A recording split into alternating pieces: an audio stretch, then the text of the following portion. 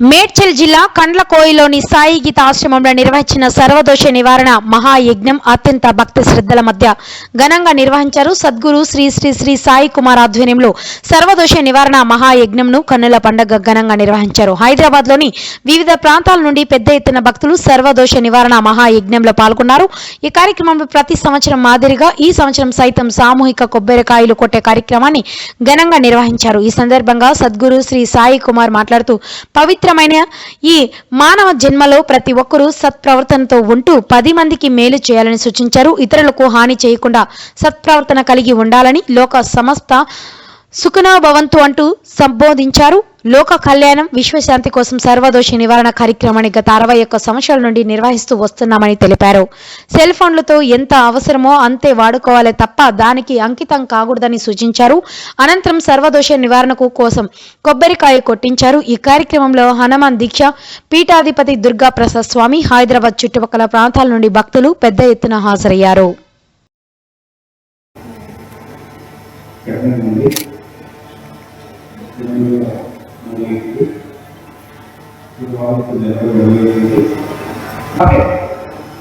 పెద్ద భూతం మహాశక్తి వల్ల అది సంతాలు పాడు చేసింది, నిలబెట్టింది, నానా రకాలుగా పిచ్చివాడిని మంచివాడిని కలిగింది, నానా రకాలుగా ఇబ్బందులు పెట్టి సెల్ ఫోన్ కూడా చాలా లేదు.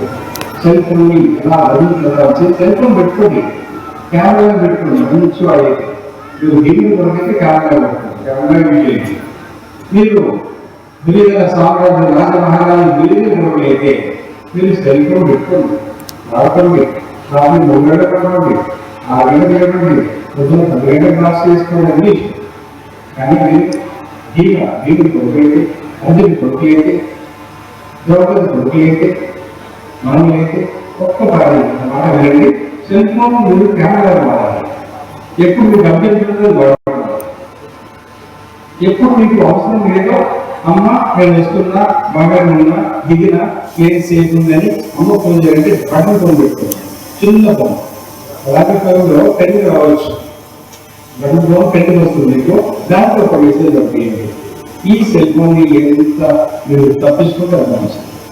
మీరు ఏదైనా జ్ఞానాలు ఎంతోమంది రకరకాలు ఇస్తారు, దేవుడి జ్ఞానాలు తెలుగుని అక్కడ జనం మన వయసు మూడైతే ఇక్కడ ఇది దారి. ఇప్పుడు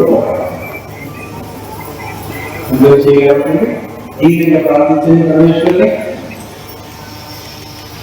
ఒక జంతువు అయ్యా, నా జంతువు ఏమో మొదలు పెట్టింది కాదు, నాకు నరజీవాలు పడిపోతున్నాయి, కళ్ళు మందగిస్తున్నాయి, కాళ్ళు కింద రాలిపోతున్నాయి, దిగిపోతున్నాయి లోపలికి గోపులో, నా కళ్ళు మందగిస్తున్నాయి, నా శరీరం పడిపోతుంది, నా చాలగాది దేవుడా ముందు తప్పలేడని ఒక కమలం తీసి పడేసిందంటే ఏడు చూపిస్తే వచ్చిందంటే బుడదగా వచ్చింది, ఏదైనా వచ్చిందంటే